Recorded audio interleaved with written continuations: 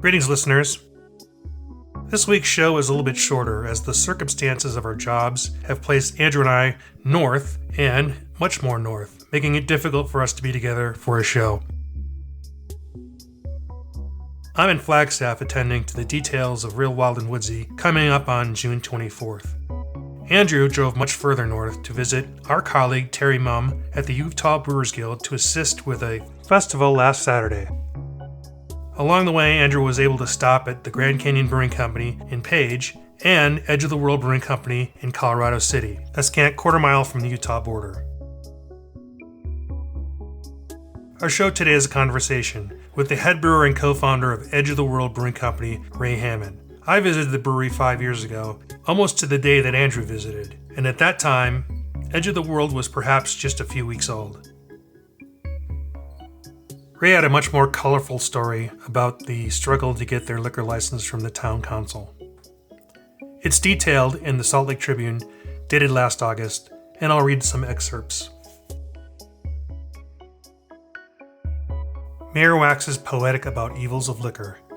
Getting a liquor license from Arizona was relatively easy, but the state did require Hammond and his business cohorts seek non-binding input from the Colorado City Town Council, which at the time was composed of FLDS members.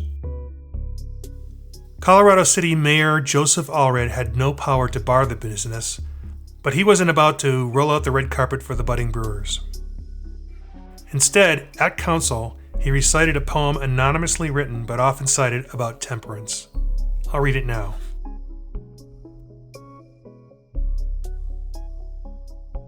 A bar to heaven, a door to hell. Whoever named it well.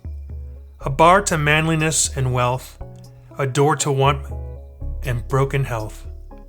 A bar to honor, pride and fame, a door to sin and grief and shame. A bar to hope, a bar to prayer, a door to darkness and despair. A bar to honor, useful life, a door for brawling, senseless strife. A bar to all that's true and brave, a door to every drunkard's grave. A bar to joy that home imparts, a door to tears and aching hearts. A bar to heaven, a door to hell. Whoever named it well. Allred resigned in July after 9 years in office. The poem lives on, however. Hammond quipped that the brawling part of the poem is especially overblown.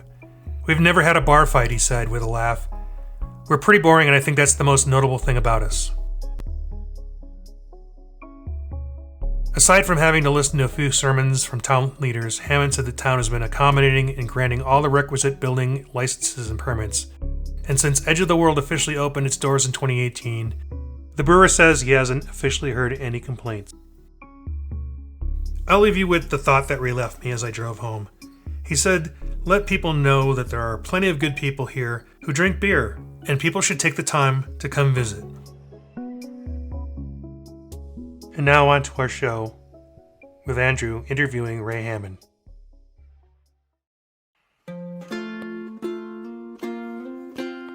All right, so our podcast is called the Arizona Beer Frontier, and we put one out every week. And we have two battling taglines. One is, it's not a beer podcast, it's a podcast about beer. And the other one is, sometimes the beer finds you. I think the second one is more like today. Yeah. Sometimes the beer finds you. So, hi Ray. Howdy.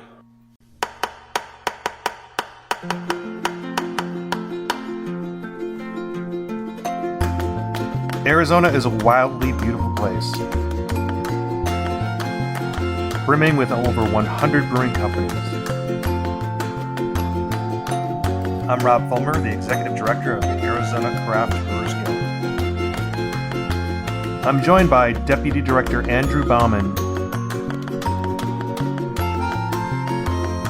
Together we cover the state, bringing you the best of what's happening at our breweries and beyond.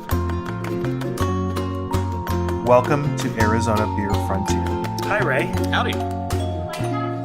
We're here at Edge of the World Brewing, in Colorado City, Arizona-ish. Yeah, actually, Colorado City, Arizona. Arizona. Okay, Yes. great. Only because it seems like it's very Utah forward. Yes, quarter mile, I think. And time zone. Yes, we are on Unofficially Utah time. on Utah time. Yes.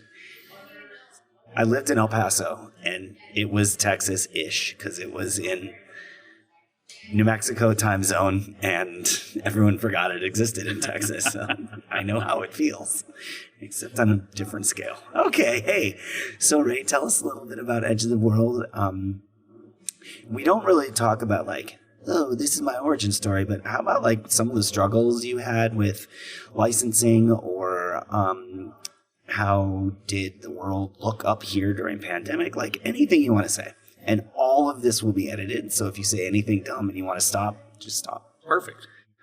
I love that. Rob goes through it meticulously. Yeah, so we've been open for 5 years. Mm-hmm. I would say up here, probably our biggest challenges, we didn't really have a lot of challenges in terms of permitting, licensing. We kind of thought that we would. Although the city council at the time was kind of against actually they recommended that they not approve our license. Wow. The state actually granted our license. They just said, Well, they didn't really give a good reason, okay, like at all. just we don't want it? Yeah, just we don't want to. We're against it, I guess for moral reasons. Sure. And we were like the first drinking establishment in town. So What? yes. The first drinking I mean, establishment in historically, town. yeah. Like even to buy packaged liquor, you had to go outside of town. Wow. So it was functionally a dry town before we. That's pretty amazing. Yeah. Because no one tried? I think that kind of leads into our kind of the big struggle that we had when we were first trying to open was trying to find real estate. So at the time there just wasn't real estate available, and so once we found this location, we kind of jumped on it. This is quite a little corner center you got here. Yes. You have the knockoff Ace Hardware. Yep.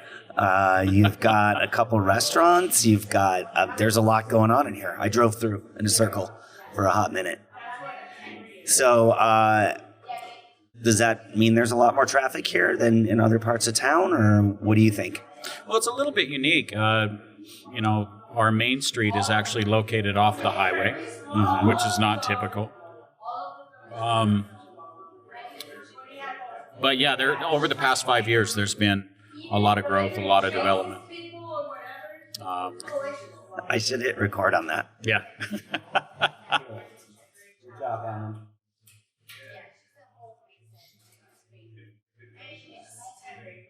Great. Okay. But yeah, that kind of has to do with like the history of the town. Like at one point, it was basically controlled by a church. Like a lot of people know the history of the town, but luckily it's FLDS, yeah. In the past. There was a big giant greenhouse down there that I was like, oh, that is like 5 sister wives and like 15 kids, because it just looks like dormitory, but it was clearly a house Big, and not yeah. a business and not a hotel. I'm like, wow, okay. Yeah, a lot of big houses from those days. Yeah. Yeah. And what does the future look like for Edge of the World? Well, if the recent past has been any indication, nothing but growth. I mean, there's a lot of multifamily housing units going in, new businesses, new restaurants. Actually, they just hit their first birthday, the coffee roaster across the street. We've got various lodging that's come into town. We have a winery on the Cool. Utah side, Nice. Water Canyon Winery, and also a resort. So for anybody who wants to come up and visit, that's a great place to stay and check out. I was saying earlier, I drove up here from, Phoenix to Flag, Flag to Page, Page to here. And the drive getting here is just stunning. Like, Yes. I live in Arizona. This is not new to me. Like, Yeah. But wow, I haven't been up in this corner. That's one of the great things about up here is its proximity to so many national parks and national monuments. I mean, it's not too far from Bryce, Zion, mountain biking, Gooseberry Mesa, Little Creek Mesa, Coral Pink Sand Dunes, Lake Powell, North Rim of the Grand Canyon, Right. Toroweep, 60 miles away from, super primitive. So if you decide to go out to Toroweep, be very, very prepared.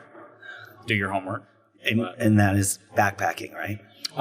You'll just need a good 4x4 high clearance, extra tires. Make sure people know You where saw you're my going. Subaru. That was not going I to wouldn't work. take the Subi. Dang it. Okay. I mean, it might be able to make it. I'd risk it. I'm solo. Yeah, don't do it. And the only thing I've done is change the wheels. So, tires. Yeah. Cool. And then also, to the north, surrounded by some wilderness areas that, like, for example, the Canaan Mountain Wilderness area that's, like, located between here and Zion National Park has some features that are every bit as beautiful as, like, the Wave, which we're also close to the Wave. Yeah. It is. It's just incredible up here. And there are so many people traveling through. Yes. The number of RV parks, the number of RVs on the road, and the things I see at Jeep towing is ridiculous. Right, yeah. I look at these things and I'm like, that little Jeep is towing that big giant trailer. Good for you. Yeah, it's Adventure Town up here. Very cool. I went to Overland Expo and Flag 2 weeks ago. So I like doing that. I don't really do it, but Yeah. I like exploring. I love exploring. Makes this perfect.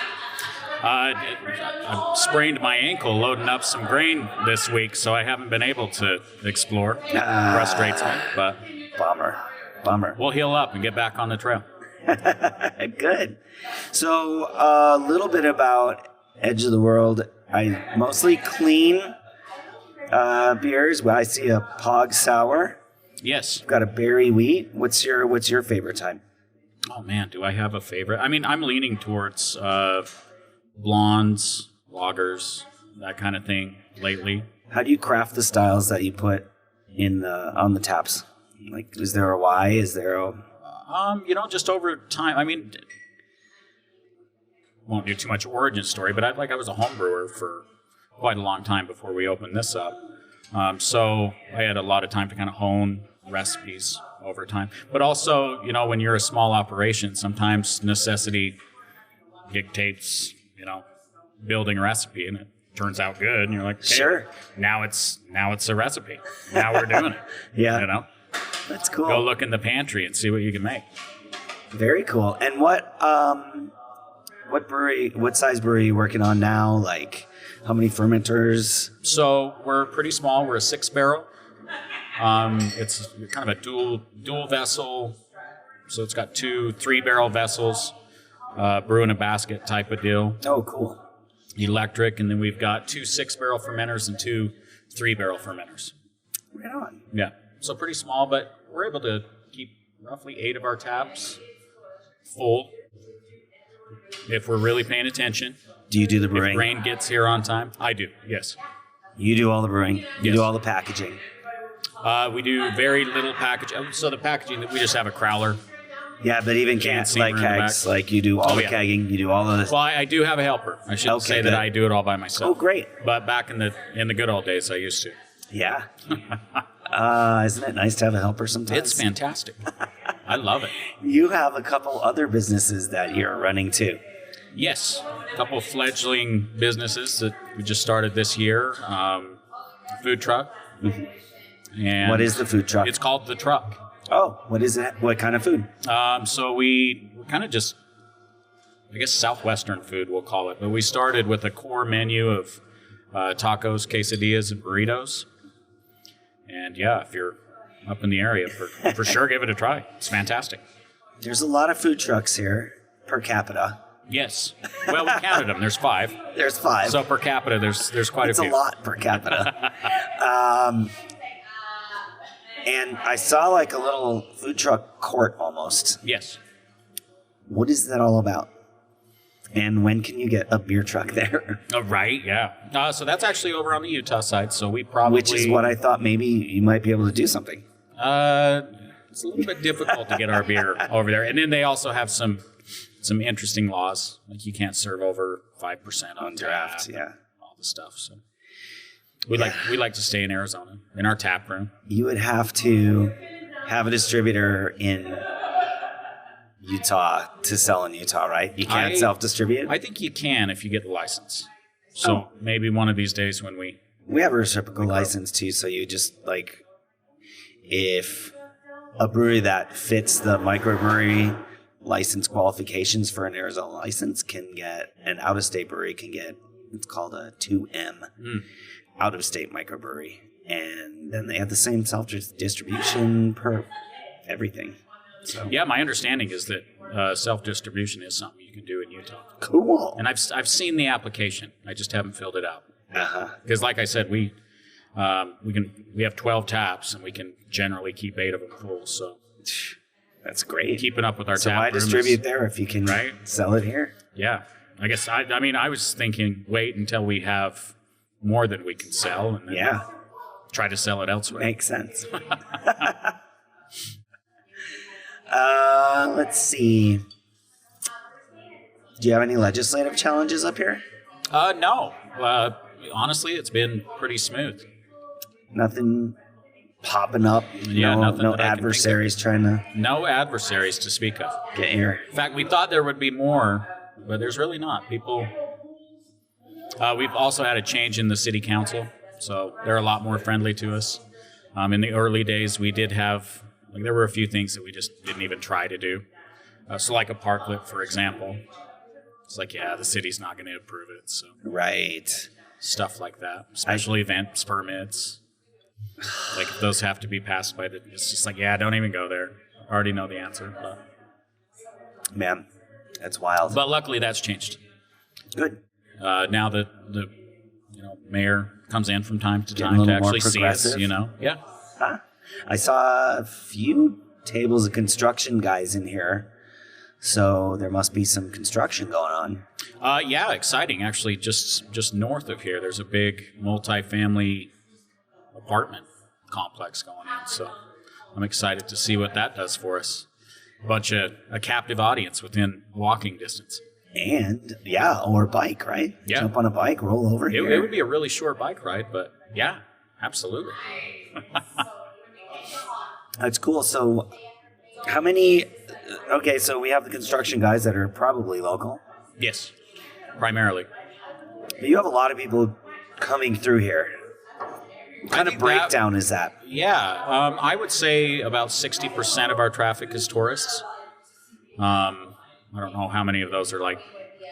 And then I guess, our locals and regional locals. A lot of folks from the surrounding Utah towns come in. St. George, Hurricane. They do have some Kanab.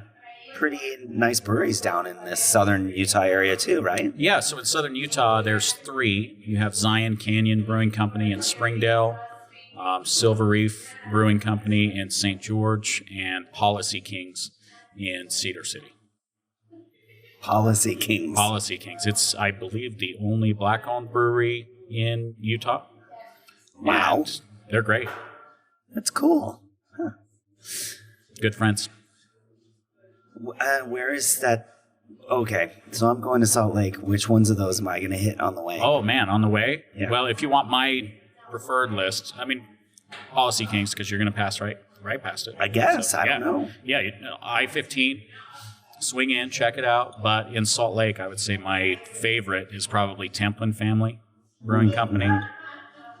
Just every time I walk in there, it's a beer palace. It's beautiful. It's really cool. And Fisher. Yeah. Epic's great. Uinta? Yeah. I have a Uinta hammock in my car right now. I don't know if I've today. That's why I hesitated. I don't know if I've been to Wasatch. I don't think I've been to Uinta, but I love Uinta as well. Yeah. No, I meant more like down here before I pitch my tent and who am I going to get to? Well, the closest one is going to be Zion Canyon Brewing Company. Okay, so that will determine where I camp. Yeah. I will get there and figure it out. And yeah, I actually visited them today. I had to go over there and buy some grain from them because I ran out. That giant FedEx freight truck pulling in right here. Oh man, we were just talking about that. Yeah, I'm gonna have to call. That was quite the timing, wasn't it? Your grain company changed shipping companies and kind of whacked up your schedule. Yeah, it's not quite as quick or consistent. Yeah. Well, there's always challenges, especially in smaller towns. Yeah. This is a haul from pretty much anywhere. It really is. Makes the name, we didn't realize that the name would be so Why'd you apt. name it? Why'd you use that name in the first place? So it's actually, we're kind of the end of the Colorado Plateau, right before it drops down into the Mojave Desert. And also, it's kind of like where the Great Basin and the Mojave Desert and the Colorado Plateau all kind of meet. And so if you go out to the edge of that plateau, it drops off and you can see, like it's a big How drop. How far is that? And so the locals used to call that Edge of the World. Yeah. And so we named it Edge of the World. Sometimes it feels like Edge of the And World. it does feel like that. But you have 3 breweries within an hour of you. Yeah, That's awesome. it is cool. When we first opened, there was only one. There was Zion Canyon. I think they started in probably the early, mid-'90s. Mm-hmm. And then we opened, and then I think it was Policy Kings and then Silver Reef. Not sure. I think that's the order. I'm not going to hold you to it. I don't know. You're fine. I don't know who else is out there keeping tabs, but You did expand in the last couple of years. yes. You had a small brewery. So when we first opened, we were doing 20 gallons at a time, closing down our tap room, brewing in our tap room, cleaning up, opening back up, and we bought the 6-barrel system. Kind of bad timing, right when we got it on the ground and started the remodel. The pandemic hit, we got closed down. So yeah, we closed down in March and we didn't reopen until I think it was July 4th. So wild. Yeah.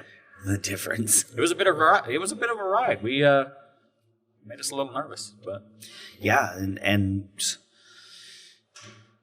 especially with the resources that you have to deal with, which are going to be less than any big place. I can't even imagine like the difficulty in making things work. it was kind of a challenge. I mean, we got the internet, so that's great.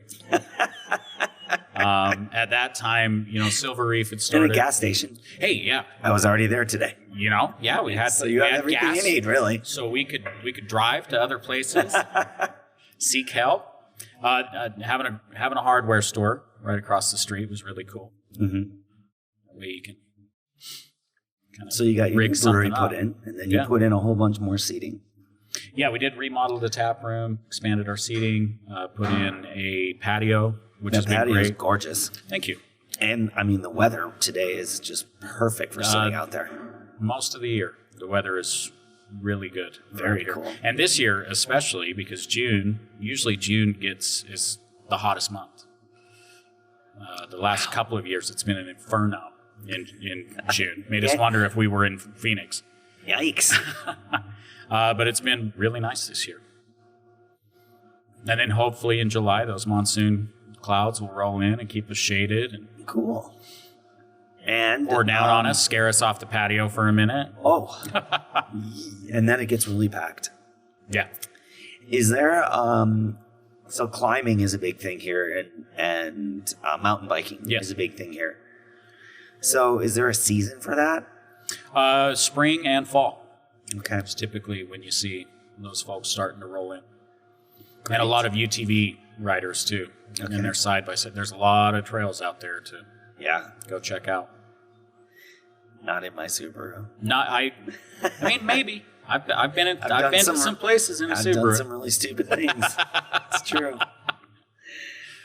All right. Well, hey, I am having a brown ale, which is absolutely delicious, and you don't see in a lot of menus. So yeah, that was actually a go to the pantry and see what you had Yeah. type of situation. Let's make So, some beer today. Yeah. I lived that life a long time, Yeah. bro. It's fun. It keeps it interesting. It does. Somebody didn't order their grain on time, so they had to go. Or you just go, why is that bag of grain still there? Oh, guess we'll use it today. Got a little bit of this, a little bit of Look that. at that. It's going to be a red ale. All right. Well, I think I need to get myself rolling onto my next adventure, which is Zion. You've got some options.